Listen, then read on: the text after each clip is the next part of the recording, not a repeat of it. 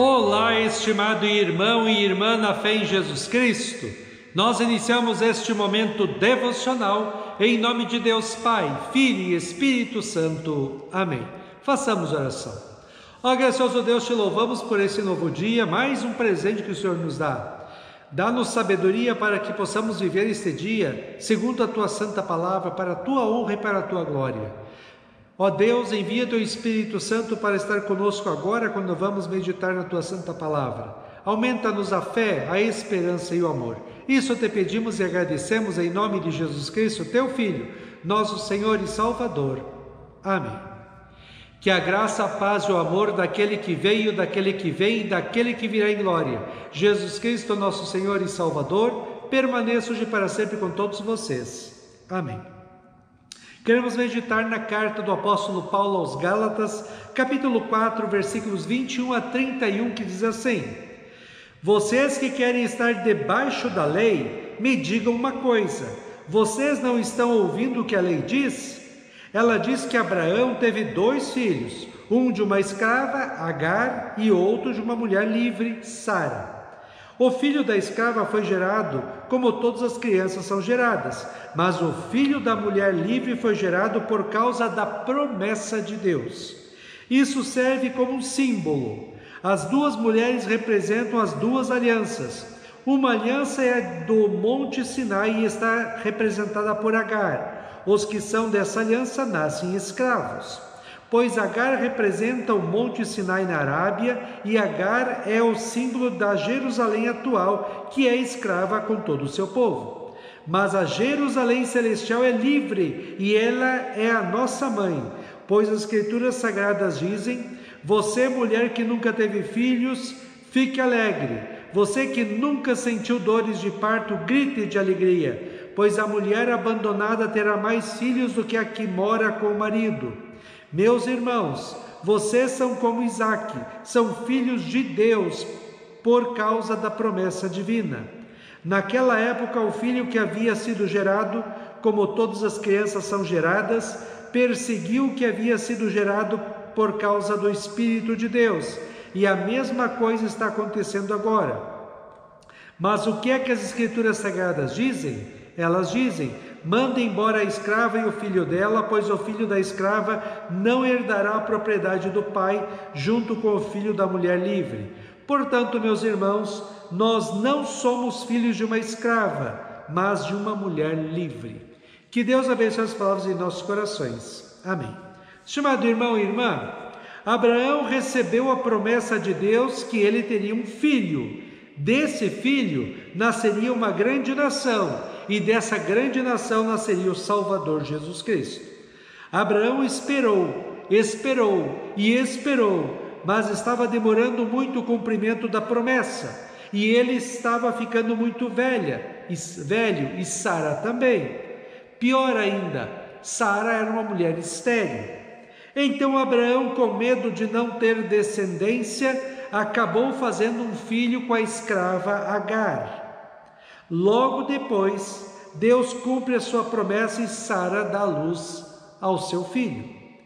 Não demorou muito e as 2 mulheres começaram a brigar e Abraão acabou mandando Agar e Ismael, seu filho, embora. Deus, por outro lado, não desamparou Agar e Ismael e cuidou deles, fazendo deles uma grande nação que guerreou com a descendência de Isaque, o filho de Sara, em toda a história do povo de Deus. Tudo isso aconteceu porque Abraão caiu da fé e duvidou da promessa de Deus, querendo ele mesmo dar um jeito de fazer cumprir a promessa de Deus. E novamente na história, quando o ser humano quer ser igual a Deus, não dá certo, só dá confusão e morte. O segredo da felicidade do ser humano é deixar Deus ser Deus em nossas vidas, confiar nele acima de todas as coisas, esperar somente dele o nosso bem e felicidade, e nunca querer fazer as coisas do nosso jeito. O jeito certo sempre é o jeito de Deus, e está escrito todo na palavra de Deus. O apóstolo Paulo faz uma alegoria ou uma comparação usando Isaque, que ele chama de filho da promessa, e Ismael, filho de Agar, da escrava, ele chama filho da lei.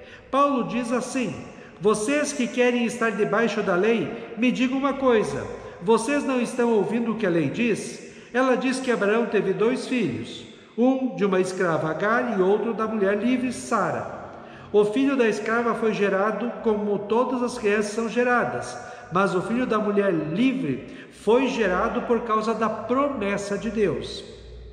Isso serve como um símbolo. As 2 mulheres representam as 2 alianças. Uma aliança é a do Monte Sinai e está representada por Agar. Os que são dessa aliança nascem escravos. Paulo quer dizer que aqueles cristãos que queriam viver de acordo com as leis do Antigo Testamento e queriam obrigar os que eram convertidos ao cristianismo a seguirem estas leis, eram como Ismael, filho de Agar, filhos da escrava, e estavam escravizados à lei. Paulo lembra que pela lei o ser humano não é capaz de salvar a si mesmo, como diz Romanos 3:20, porque ninguém será justificado, aceito por Deus, salvo diante de Deus por obras da lei, pois pela lei vem o pleno conhecimento do pecado. Assim, quem quer ir para o céu por ser bonzinho, por fazer boas obras, méritos ou dignidades próprios, só vai conseguir se afundar mais e mais na culpa e na ira de Deus, que leva à condenação no inferno. Pois para alguém ser salvo pela lei é preciso ser perfeito, e ninguém é perfeito. Daí ele fala de Isaac, que é o filho da promessa. Paulo diz assim: meus irmãos, vocês são como Isaac, são filhos de Deus por causa da promessa. O que Paulo quer dizer é que existia uma antiga aliança entre Deus e o ser humano baseada no cumprimento da lei. Só que o ser humano vivia pecando e quebrando a aliança, trazendo sobre si mesmo ira e condenação de Deus. Como diz o profeta Naum, capítulo 1, versículo 3: o Senhor é paciente, mas poderoso, e não deixa os culpados sem castigo. Porque o ser humano é pecador e não cumpriu a antiga aliança baseada na lei, foi que Deus enviou seu único Filho, Jesus Cristo, ao mundo para levar sobre si mesmo todo o peso da ira e condenação eterna de Deus em nosso lugar. E com o seu sofrimento e morte na cruz, Ele conquistou para todo que nele crê como seu Senhor e Salvador o perdão dos pecados, a vida e a salvação eterna.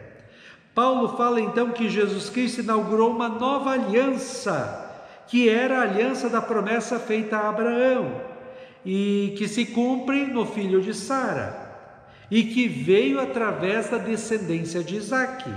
A salvação não depende mais do que o ser humano faz ou deixa de fazer, mas única e exclusivamente pelo que Jesus Cristo fez na cruz para nos salvar. Assim, a nova aliança que salva, nós não olhamos mais para nós mesmos, mas para Cristo e por tudo que Ele fez na cruz por nós. A salvação não depende de nós, mas de Cristo. E nós recebemos a salvação pela fé em Cristo somente. Na fé em Cristo, não há necessidade do ser humano fazer nada mais para ser salvo. Tudo é de graça, tudo é por amor. Quando lemos a Bíblia, oramos, participamos da igreja e vivemos uma vida santa, bonita e agradável a Deus, é porque nós, na fé em Cristo, amamos a Deus acima de todas as coisas e amamos as pessoas como Deus nos amou em Cristo. Na nova vida que recebemos pela fé, nós queremos adorar, servir e honrar a Cristo com a nossa vida consagrada a Ele, Sua palavra, oração e igreja.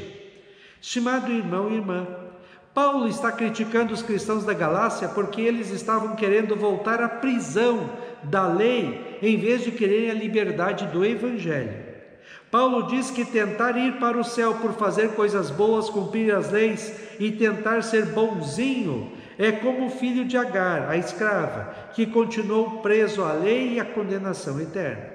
Por outro lado, em Cristo, nós somos adotados como filhos e filhas de Deus e podemos nos aproximar de Deus e viver com Ele eternamente, somente porque cremos em Cristo como nosso Senhor e Salvador.